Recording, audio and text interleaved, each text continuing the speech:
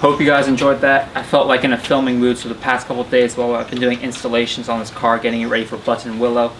I went ahead and filmed it. So what you guys saw was, I believe you saw Mark. He came over and we installed a new switch panel which has my E-fan, my interior lights, and then my cool shirt in preparation for Texas. The cool shirt, I figured, because I also got the new OMP Nomex racing suit, it's going to be extremely hot in that, especially in Texas. So I got the cool shirt, which was actually being sold by a guy on Facebook, and I got that for like 50% off MSRP.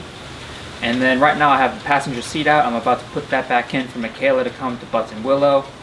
I got the Peasantgang AR1s. I got rid of the Hankook's RS4s and switching to a 100 treadwear tire in hopes to podium more in race class for turn 8 for their time attack series, because I am in race class and I was on the Hankook RS4s, which are a 200 treadwear tire. I also went ahead and installed the Hard Motorsports front tow hook.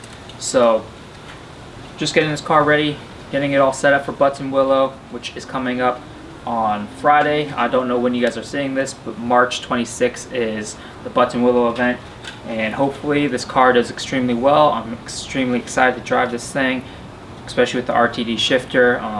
What I didn't show is I actually got rid of my Renlin quick release, as it was too close to me and too T-Rexy and also too high. So now I'm just back with the Momo steering hub, so it's a little bit longer, and I think it's the perfect medium. A little bit harder to get in and out of the seat, but it's okay. So what I'm going to do is finish up putting the seat back in, making sure everything's packed, and then also give this car a wash. So I believe we'll cut off here